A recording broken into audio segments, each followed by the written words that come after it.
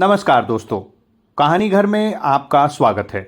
आज आप सुनेंगे हिंदी के प्रसिद्ध लेखक भीष्म साहनी की कहानी अमृतसर आ गया है। गाड़ी के डिब्बे में बहुत मुसाफिर नहीं थे। मेरे सामने वाली सीट पर बैठे सरदार जी काफ़ी देर से मुझे लाम के किस्से सुनाते रहे। वो लाम के दिनों में बर्मा की लड़ाई में भाग ले चुके थे और बात बात पर खीखी करके हंसते और गोरे फौजियों की खिल्ली उड़ाते रहते थे। डिब्बे में 3 पठान व्यापारी भी थे। उनमें से एक हरे रंग की पोशाक पहने ऊपर वाली बर्थ पर लेटा हुआ था। वो आदमी बड़ा हंसमुख था और बड़ी देर से मेरे साथ वाली सीट पर बैठे एक दुबले से बाबू के साथ उसका मजाक चल रहा था। वो दुबला बाबू पेशावर का रहने वाला जान पड़ता था, क्योंकि किसी किसी वक्त आपस में वो पश्तो में बातें करने लगते। मेरे सामने दाईं ओर कोने में एक बुढ़िया मुंह सिर ढांपे बैठी थी और देर से माला जप रही थी। यही कुछ लोग रहे होंगे। संभव है 2-1 और मुसाफिर भी रहे हों, पर वे स्पष्ट तौर पर मुझे याद नहीं। गाड़ी धीमी रफ्तार से चली जा रही थी और गाड़ी में बैठे मुसाफिर बतिया रहे थे और बाहर गेहूं के खेतों में हल्की हल्की लहरियां उठ रही थी। और मैं मन ही मन बड़ा खुश था, क्योंकि मैं दिल्ली में होने वाला स्वतंत्रता दिवस समारोह देखने जा रहा था। उन दिनों के बारे में सोचता हूं तो लगता है हम किसी झुटपुटे में जी रहे हैं। शायद समय बीत जाने पर अतीत का सारा व्यापार ही झुटपुटे में बीता जान पड़ता है। ज्यों ज्यों भविष्य के पट खुलते जाते हैं, ये झुटपुटा और भी गहराता चला जाता है। उन्हीं दिनों पाकिस्तान के बनने का ऐलान किया गया था और लोग तरह तरह के अनुमान लगाने लगे थे कि भविष्य में जीवन की रूपरेखा कैसी होगी, पर किसी की भी कल्पना बहुत दूर तक नहीं जा पाती थी। मेरे सामने बैठे सरदार जी बार बार मुझसे पूछ रहे थे कि पाकिस्तान बन जाने पर जिन्ना साहब बंबई में ही रहेंगे या पाकिस्तान में जाकर बस जाएंगे। और मेरा हर बार यही जवाब होता, बंबई क्यों छोड़ेंगे, पाकिस्तान में आते जाते रहेंगे। बंबई छोड़ देने में क्या तुक है। लाहौर और गुरदासपुर के बारे में भी अनुमान लगाए जा रहे थे कि कौन सा शहर किस ओर जाएगा। मिल बैठने के ढंग में, गपशप में, हंसी मजाक में कोई विशेष अंतर नहीं आया था। कुछ लोग अपने घर छोड़कर जा रहे थे, जबकि बाकी लोग उनका मजाक उड़ा रहे थे। कोई नहीं जानता था कि कौन सा कदम ठीक होगा और कौन सा गलत। एक ओर पाकिस्तान बस जाने का जोश था, तो दूसरी ओर हिंदुस्तान के आज़ाद हो जाने का जोश। जगह जगह दंगे भी हो रहे थे और यौम आज़ादी की तैयारियां भी चल रही थीं। इस पृष्ठभूमि में लगता देश आज़ाद हो जाने पर दंगे अपने आप बंद हो जाएंगे।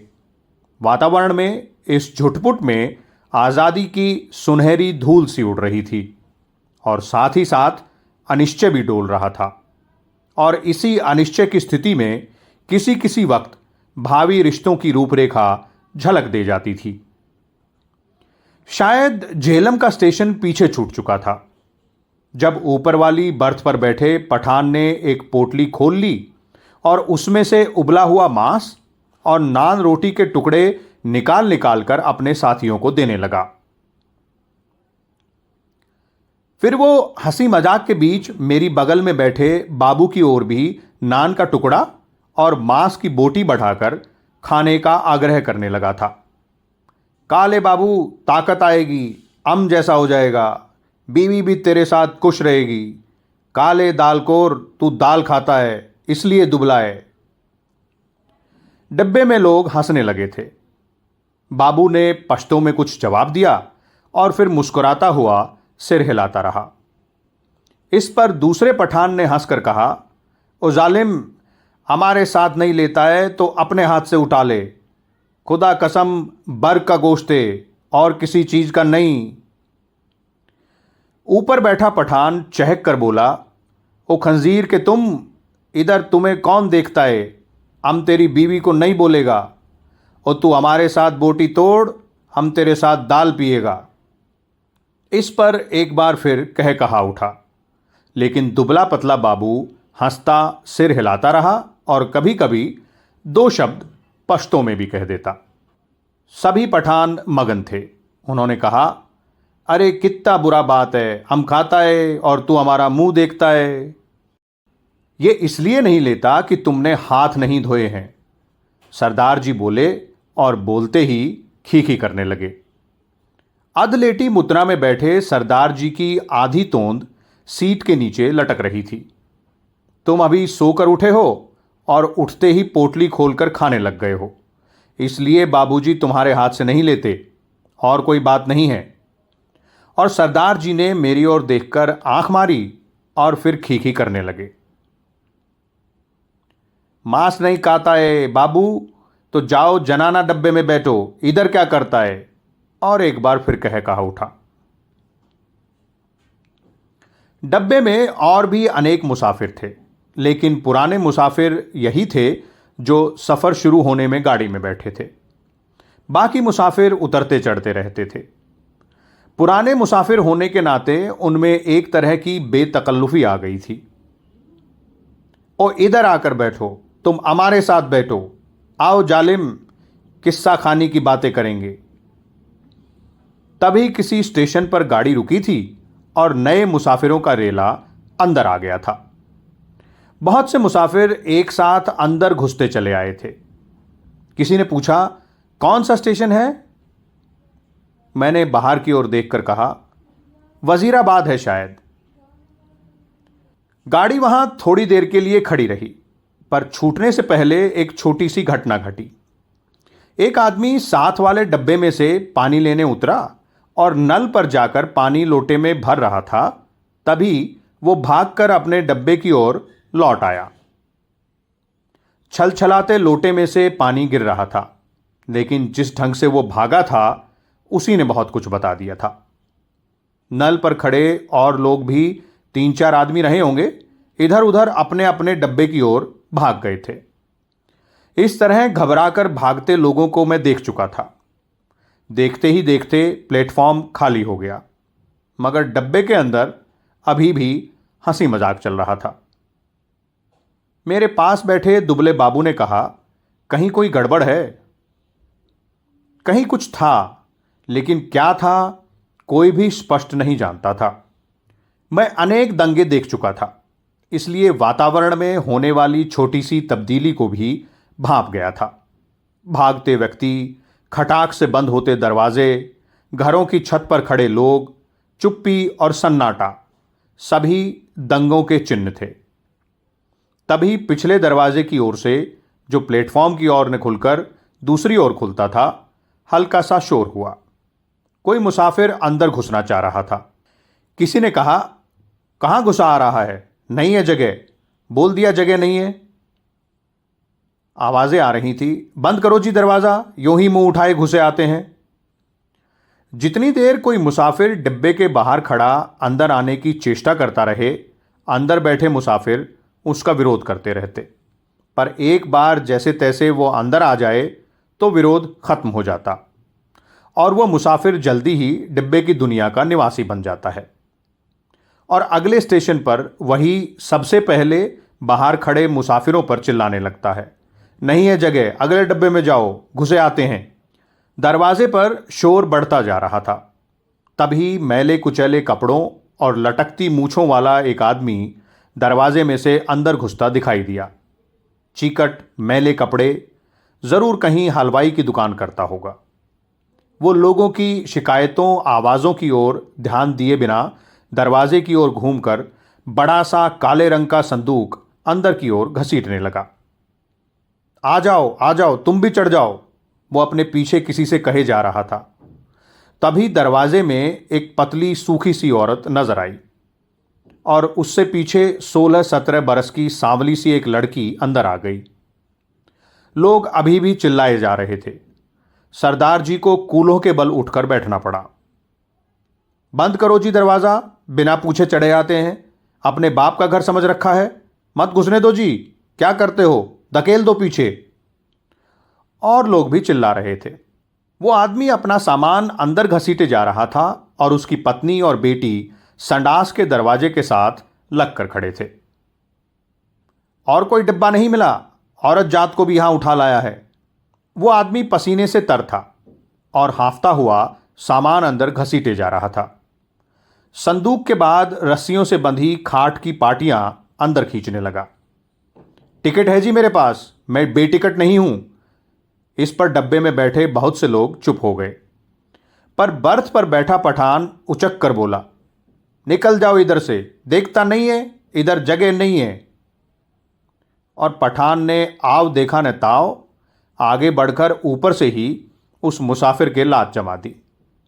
पर लात उस आदमी को लगने की बजाय उसकी पत्नी के कलेजे में लगी और वहीं वो हाय हाय करती बैठ गई। उस आदमी के पास मुसाफिरों के साथ उलझने के लिए वक्त नहीं था। वो बराबर अपना सामान अंदर घसीटे जा रहा था, पर डब्बे में मौन छा गया। खाट की पाटियों के बाद बड़ी बड़ी गठरियां आईं। इस पर ऊपर बैठे पठान की सहन क्षमता चुक गई। निकालो इसे, कौन है ये? वो चिल्लाया। इस पर दूसरे पठान ने, जो नीचे की सीट पर बैठा था, उस आदमी का संदूक दरवाजे में से नीचे धकेल दिया, जहां लाल वर्दी वाला एक कुली खड़ा सामान अंदर पहुंचा रहा था। उसकी पत्नी के चोट लगने पर कुछ मुसाफिर चुप हो गए थे। केवल कोने में बैठी बुढ़िया करलाए जा रही थी। ए नेक बख्तो, बैठने दो, आजा बेटी, तू मेरे पास आ जा, जैसे तैसे सफ़र काट लेंगे। छोड़ो बे जालिमो, बैठने दो। अभी आधा सामान ही अंदर आ पाया होगा जब सहसा गाड़ी सरकने लगी। छूट गया, सामान छूट गया, वो आदमी बदहवास सा होकर चिल्लाया। पिताजी, सामान छूट गया। संडास के दरवाजे के पास खड़ी लड़की सर से पांव तक कांप रही थी और चिल्लाए जा रही थी। उतरो, नीचे उतरो, वो आदमी हड़बड़ाकर चिल्लाया और आगे बढ़कर खाट की पाटियां और गठरियां बाहर फेंकते हुए दरवाजे का डंडहरा पकड़कर नीचे उतर गया। उसके पीछे उसकी व्याकुल बेटी और फिर उसकी पत्नी कलेजे को दोनों हाथों से दबाए हाय हाय करती नीचे उतर गई। बुढ़िया ऊंचा ऊंचा बोल रही थी, बहुत बुरा किया है तुम लोगों ने, बहुत बुरा किया। तुम्हारे दिल में दर्द मर गया है। छोटी सी बच्ची उसके साथ थी। बेरहमो, तुमने बहुत बुरा किया, धक्के देकर उतार दिया है। गाड़ी सूने प्लेटफॉर्म को लांघती आगे बढ़ गई। डब्बे में व्याकुल सी चुप्पी छा गई। बुढ़िया ने बोलना बंद कर दिया था। पठानों का विरोध कर पाने की हिम्मत नहीं हुई। तभी मेरे बगल में बैठे दुबले बाबू ने मेरे बाजू पर हाथ रखकर कहा, आग है, देखो आग लगी है, आग। गाड़ी प्लेटफॉर्म छोड़कर आगे निकल आई थी और शहर पीछे छूट रहा था।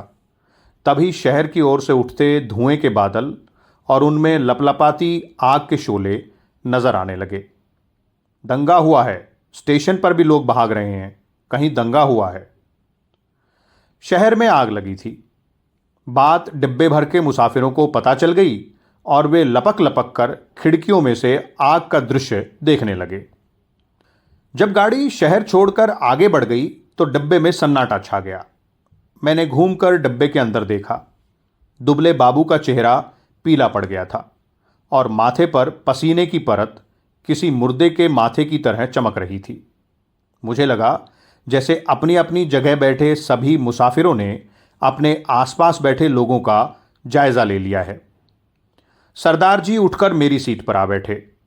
नीचे वाली सीट पर बैठा पठान उठा और अपने दो साथी पठानों के साथ ऊपर वाली बर्थ पर चढ़ गया। यही क्रिया शायद रेलगाड़ी के अन्य डिब्बों में भी चल रही थी। डिब्बे में तनाव आ गया। लोगों ने बतियाना बंद कर दिया।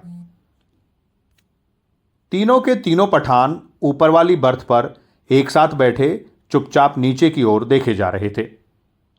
सभी मुसाफिरों की आंखें पहले से ज्यादा खुली खुली, ज्यादा शंकित सी लगी। यही स्थिति संभवतः गाड़ी के सभी डिब्बों में व्याप्त हो रही थी। डिब्बे में किसी ने पूछा, कौन सा स्टेशन था ये? किसी और ने उत्तर दिया, वजीराबाद। जवाब मिलने पर डिब्बे में एक और प्रतिक्रिया हुई। पठान के मन का तनाव फौरन ढीला पड़ गया, जबकि हिंदू सिख मुसाफिरों की चुप्पी और ज़्यादा गहरी हो गई।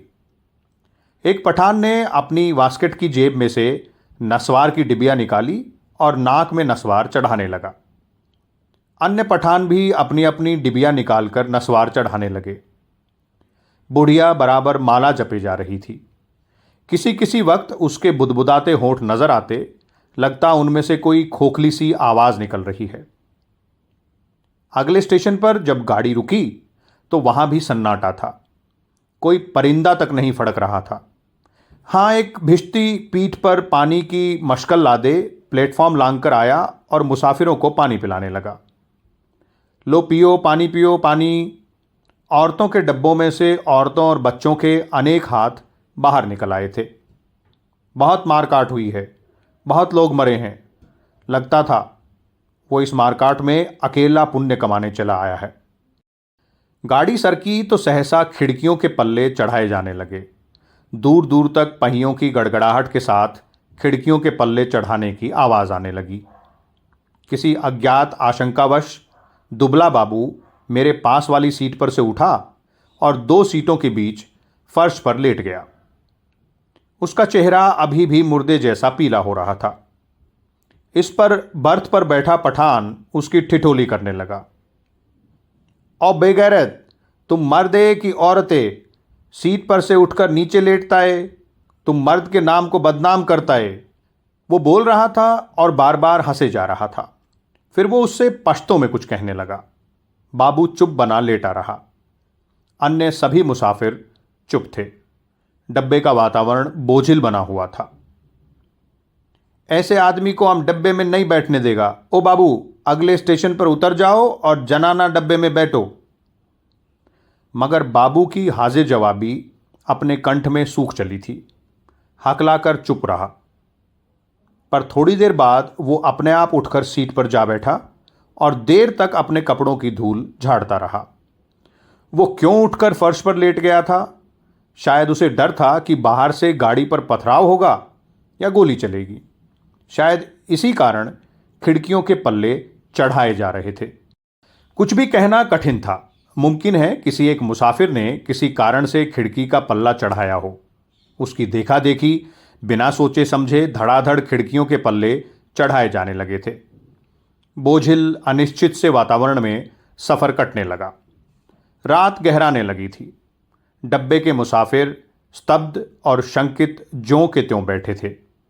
कभी गाड़ी की रफ्तार सहसा टूटकर धीमी पड़ जाती तो लोग एक दूसरे की ओर देखने लगते। कभी रास्ते में ही रुक जाती तो डब्बे के अंदर का सन्नाटा और भी गहरा हो जाता। केवल पठान निश्चिंत बैठे थे। हाँ, उन्होंने भी बतियाना छोड़ दिया था क्योंकि उनकी बातचीत में कोई भी शामिल होने वाला नहीं था। धीरे धीरे पठान ऊँघने लगे, जबकि अन्य मुसाफिर फटी फटी आंखों से शून्य में देखे जा रहे थे। बुढ़िया अपना मुंह और सर लपेटे टांगे सीट पर चढ़ाए बैठी बैठी सो गई थी। ऊपर वाली बर्थ पर एक पठान ने अधलेटे ही कुर्ते की जेब में से काले मनकों की तस्बीह निकाल ली और उसे धीरे धीरे हाथ में चलाने लगा। खिड़की के बाहर आकाश में चांद निकल आया और चांदनी में बाहर की दुनिया और भी अनिश्चित और अधिक रहस्यमयी हो उठी। किसी किसी वक्त दूर किसी ओर आग के शोले उठते नजर आते। कोई नगर चल रहा था। गाड़ी किसी वक्त चिंगाड़ती हुई आगे बढ़ने लगती, फिर किसी वक्त उसकी रफ्तार धीमी पड़ जाती और मीलों तक धीमी रफ्तार से ही चलती रहती। सहसा दुबला बाबू खिड़की में से बाहर देखकर ऊंची आवाज में बोला, हरबंसपुरा निकल गया है। उसकी आवाज में उत्तेजना थी। वो जैसे चीख कर बोला था। डब्बे के सभी लोग उसकी आवाज सुनकर चौंक गए। उसी वक्त डब्बे के अधिकांश मुसाफिरों ने मानो उसकी आवाज को ही सुनकर करवट बदली। ओ बाबू, चिल्लाता क्यों है? तस्बीह वाला पठान चौंक कर बोला। इधर उतरेगा तुम, जंजीर खींचूं? और खीखी करके हंस दिया। जाहिर है वो हरबंसपुरा की स्थिति से अथवा उसके नाम से अनभिज्ञ था। बाबू ने कोई उत्तर नहीं दिया, केवल सिर हिला दिया और एकाध बार पठान की ओर देखकर फिर खिड़की के बाहर झांकने लगा। डब्बे में फिर मौन छा गया। तभी इंजन ने सीटी दी और उसकी एकरस रफ्तार टूट गई। थोड़ी ही देर बाद खटाक का सा शब्द हुआ। शायद गाड़ी ने लाइन बदली थी। बाबू ने झांक कर उस दिशा में देखा जिस ओर गाड़ी बढ़ती जा रही थी। शहर आ गया है, वो फिर ऊंची आवाज में चिल्लाया।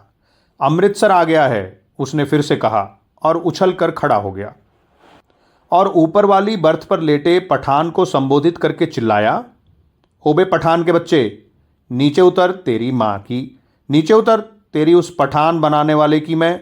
बाबू चिल्लाने लगा और चीख चीख कर गालियां बकने लगा। तस्बीह वाले पठान ने करवट बदली और बाबू की ओर देखकर बोला, ओ क्या है बाबू, हमको कुछ बोला? बाबू को उत्तेजित देखकर अन्य मुसाफिर भी उठ बैठे। नीचे उतर तेरी मैं, हिंदू औरत को लात मारता है, हरामजादे तेरी उस। अरे बाबू बक बकर नहीं करो, ओ खजीर के तुख्म, गाली मत बको, हमने बोल दिया, हम तुम्हारा जबान खींच लेगा। गाली देता है, बाबू चिल्लाया और उछलकर सीट पर चढ़ गया। वो सिर से पांव तक कांप रहा था। सरदार जी बोले, बस बस, ये लड़ने की जगह नहीं है, थोड़ी देर का सफर बाकी है, आराम से बैठो। तेरी मैं लात न तोड़ू तो कहना, गाड़ी तेरे बाप की है, बाबू चिल्लाया। पठान ने जवाब दिया, ओ हमने क्या बोला, सभी लोग उसको निकालता था, हमने भी निकाला, ये इधर हमको गाली देता है, हम इसका जबान खींच लेगा। बुढ़िया बीच में फिर बोल उठी, वे जीन जोगियो, आराम नाल बैठो, वे रब दिए बंदो, कुछ होश करो। उसके होंठ किसी प्रेत की तरह फड़फड़ाए जा रहे थे। उनमें से क्षीण सी फुसफुसाहट सुनाई दे रही थी। बाबू चिल्लाए जा रहा था, अपने घर में शेर बनता था, अब बोल तेरी मैं उस पठान बनाने वाले की। तभी गाड़ी अमृतसर के प्लेटफॉर्म पर रुकी। प्लेटफॉर्म लोगों से खचाखच भरा था। प्लेटफॉर्म पर खड़े लोग झांक झांक कर डब्बों के अंदर देखने लगे। बार बार लोग एक ही सवाल पूछ रहे थे, पीछे क्या हुआ है, कहां पर दंगा हुआ है। खचाखच भरे प्लेटफॉर्म पर शायद इसी बात की चर्चा चल रही थी कि पीछे क्या हुआ है। प्लेटफॉर्म पर खड़े दो तीन खोमचे वालों पर मुसाफिर टूट पड़े थे। सभी को सहसा भूख और प्यास परेशान करने लगी थी। इसी दौरान तीन चार पठान हमारे डब्बे के बाहर प्रकट हो गए और खिड़की में से झांक झांक कर अंदर देखने लगे। अपने पठान साथियों पर नजर पड़ते ही वे उनसे पश्तो में कुछ बोलने लगे। मैंने घूम कर देखा, बाबू डब्बे में नहीं था। न जाने कब वो डब्बे में से निकल गया था। मेरा माथा ठिनका। गुस्से में वो पगला हुआ जा रहा था, न जाने क्या कर बैठे। पर इस बीच डब्बे के तीनों पठान अपनी अपनी गठरी उठाकर बाहर निकल गए और अपने पठान साथियों के साथ गाड़ी के अगले डब्बे की ओर बढ़ गए। जो विभाजन पहले प्रत्येक डब्बे के भीतर होता था, अब सारी गाड़ी के स्तर पर होने लगा था। खोमचे वालों के इर्द गिर्द भीड़ छटने लगी। लोग अपने अपने डब्बों में लौटने लगे। तभी सहसा एक ओर से मुझे वो बाबू आता दिखाई दिया। उसका चेहरा अभी भी बहुत पीला था और माथे पर बालों की लट झूल रही थी। नजदीक पहुंचा तो मैंने देखा उसने अपने दाएं हाथ में लोहे की एक छड़ उठा रखी थी। जाने वो उसे कहां मिल गई थी। डब्बे में घुसते समय उसने छड़ को अपनी पीठ के पीछे कर लिया और मेरे साथ वाली सीट पर बैठने से पहले उसने हौले से छड़ को सीट के नीचे सरका दिया। सीट पर बैठते ही उसकी आंखें पठान को देख पाने के लिए ऊपर को उठी, पर डब्बे में पठान को न पाकर वो हड़बड़ाकर चारों ओर देखने लगा। निकल गए हरामी, सब के सब निकल गए। फिर वो सिट पिटाकर उठ खड़ा हुआ, चिल्लाकर बोला, तुमने उन्हें जाने क्यों दिया? तुम सब नामर्द हो, बुज़दिल। पर गाड़ी में भीड़ बहुत थी। बहुत से नए मुसाफिर आ गए थे। किसी ने उसकी ओर विशेष ध्यान नहीं दिया। गाड़ी सरकने लगी तो वो फिर मेरी वाली सीट पर आ बैठा, पर वो बड़ा उत्तेजित था और बराबर बड़बड़ाए जा रहा था। गाड़ी सरकने लगी तो वो फिर मेरी वाली सीट पर आ बैठा, पर वो बड़ा उत्तेजित था और बराबर बड़बड़ाए जा रहा था। धीरे धीरे हिचकोले खाती गाड़ी आगे बढ़ने लगी। डब्बे में पुराने मुसाफिरों ने भरपेट पूरियां खा ली थीं और पानी पी लिया था और गाड़ी उस इलाके में आगे बढ़ने लगी थी जहां उनके जान माल को खतरा नहीं था। नए मुसाफिर बतिया रहे थे। धीरे धीरे गाड़ी फिर समतल गति से चलने लगी थी। कुछ ही देर बाद लोग ऊँघने भी लगे थे, मगर बाबू अभी भी फटी फटी आंखों से सामने की ओर देखे जा रहा था। बार बार मुझसे पूछता कि पठान डब्बे में से निकलकर किस ओर को गए हैं। उसके सिर पर जुनून सवार था। गाड़ी के हिचकोलों में मैं खुद ऊँघने लगा था। डिब्बे में लेट पाने के लिए जगह नहीं थी। बैठे बैठे ही नींद में मेरा सिर कभी एक और को लुढ़क जाता तो कभी दूसरी ओर को। किसी किसी वक्त झटके से मेरी नींद टूटती और मुझे सामने की सीट पर अस्त व्यस्त से पड़े सरदार जी के खर्राटे सुनाई देते। अमृतसर पहुंचने के बाद सरदार जी फिर से सामने वाली सीट पर टांगे पसार कर लेट गए थे। डिब्बे में तरह तरह की आड़ी तिरछी मुद्राओं में मुसाफिर पड़े थे। उनकी विभत्स मुद्राओं को देखकर लगता डिब्बा लाशों से भरा है। पास बैठे बाबू पर नजर पड़ती तो कभी तो वो खिड़की के बाहर मुंह किए देख रहा होता, कभी दीवार से पीठ लगाए तनकर बैठा नजर आता। किसी किसी वक्त गाड़ी किसी स्टेशन पर रुकती तो पहियों की गड़गड़ाहट बंद होने पर निस्तब्धता छा जाती। तभी लगता जैसे प्लेटफॉर्म पर कुछ गिरा है या जैसे कोई मुसाफिर गाड़ी में से उतरा है, और मैं झटके से उठकर बैठ जाता। इसी तरह जब एक बार मेरी नींद टूटी तो गाड़ी की रफ्तार धीमी पड़ गई थी और डिब्बे में अंधेरा था। मैंने उसी तरह अधलेटे खिड़की में से बाहर देखा। दूर पीछे की ओर किसी स्टेशन के सिग्नल के लाल कुमकुमे चमक रहे थे।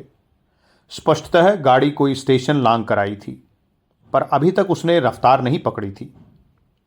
डिब्बे के बाहर मुझे धीमे से अस्फुट स्वर सुनाई दिए। दूर ही एक धूमिल सा काला पुंज नजर आया।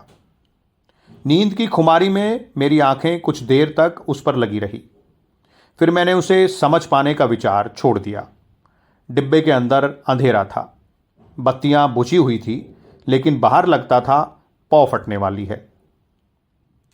मेरे पीठ पीछे डब्बे के बाहर किसी चीज को खरोंचने की सी आवाज आई। मैंने दरवाजे की ओर घूम कर देखा। डब्बे का दरवाज़ा बंद था। मुझे फिर से दरवाज़ा खरोंचने की आवाज़ सुनाई दी। फिर मैंने साफ साफ सुना, लाठी से डब्बे का दरवाज़ा कोई पटपटा रहा था। मैंने झांक कर खिड़की के बाहर देखा। सचमुच एक आदमी डब्बे की 2 सीढ़ियां चढ़ाया था। उसके कंधे पर एक गठरी झूल रही थी और हाथ में लाठी थी, और उसने बदरंग से कपड़े पहन रखे थे। उसके दाढ़ी भी थी। फिर मेरी नज़र बाहर नीचे की ओर आ गई। गाड़ी के साथ साथ एक औरत भागती चली आ रही थी, नंगे पांव, और उसने 2 गठरियां उठा रखी थी। बोझ के कारण उससे दौड़ा नहीं जा रहा था। डब्बे के पायदान पर खड़ा आदमी बार बार उसकी ओर मुड़कर देख रहा था और हाफता हुआ कहे जा रहा था, आजा आजा, तू भी चढ़ा, आजा। दरवाजे पर फिर से लाठी पटपटाने की आवाज़ आई। खोलो जी दरवाज़ा, खुदा के वास्ते खोलो। वह आदमी हाँफ रहा था। खुदा के वास्ते दरवाज़ा खोलो, मेरे साथ में औरत जात है, गाड़ी निकल जाएगी। सहसा मैंने देखा बाबू हड़बड़ा कर उठ खड़ा हुआ और दरवाजे के पास जाकर दरवाजे में लगी खिड़की में से मुंह बाहर निकाल कर बोला, कौन है? इधर जगह नहीं है।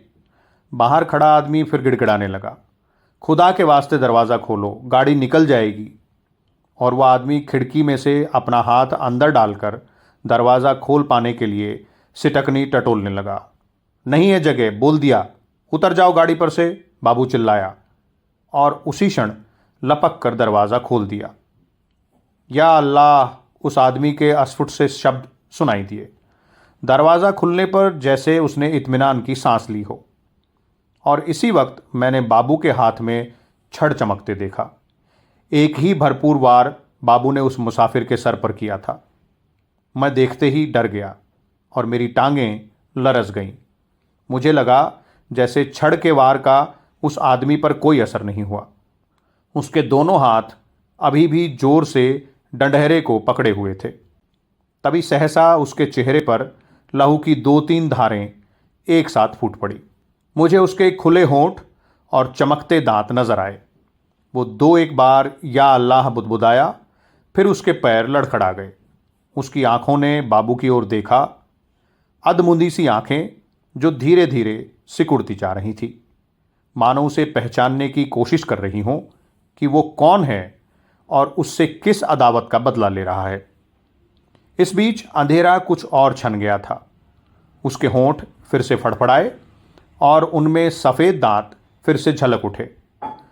मुझे लगा जैसे वो मुस्कुराया है, पर वास्तव में केवल शय के ही कारण होठों में बल पड़ने लगे थे।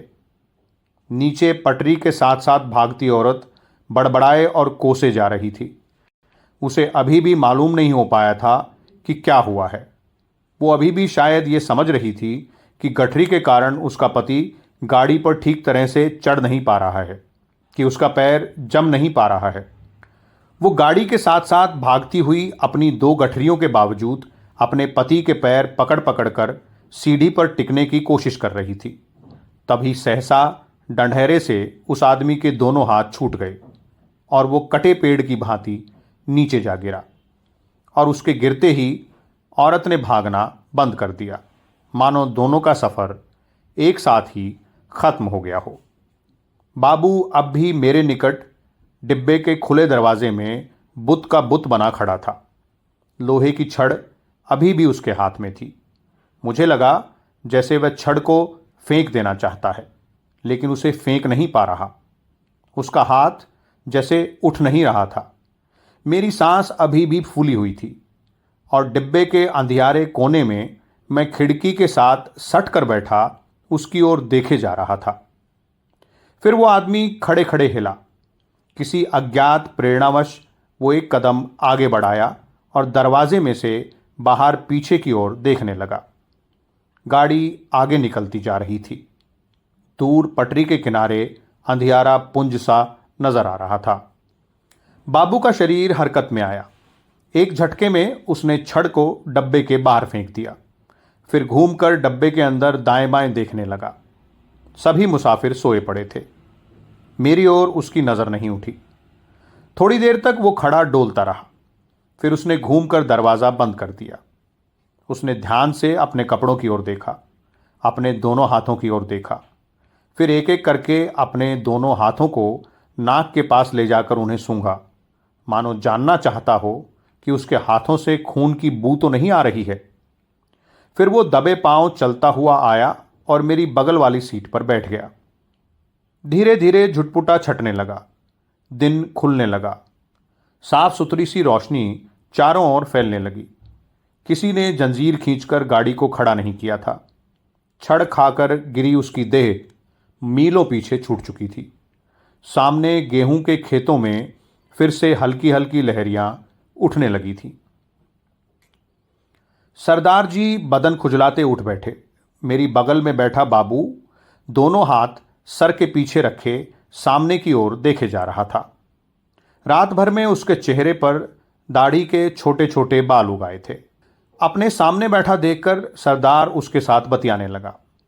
बड़े जीवट वाले हो बाबू, दुबले पतले हो पर बड़े गुर्दे वाले हो। बड़ी हिम्मत दिखाई तुमने। तुमसे डरकर ही वो पठान डब्बे में से निकल गए। यहाँ बने रहते तो एक न एक की खोपड़ी तुम जरूर दुरुस्त कर देते। और सरदार जी हंसने लगे। बाबू जवाब में मुस्कुराया, एक विभत्स सी मुस्कान, और देर तक सरदार जी के चेहरे की ओर देखता रहा। आप सुन रहे थे हिंदी के प्रसिद्ध लेखक भीष्म साहनी की कहानी अमृतसर आ गया है। ऐसी ही और बेहतरीन रचनाओं के लिए जुड़े रहिए कहानी घर के साथ और हमारा चैनल सब्सक्राइब कीजिए।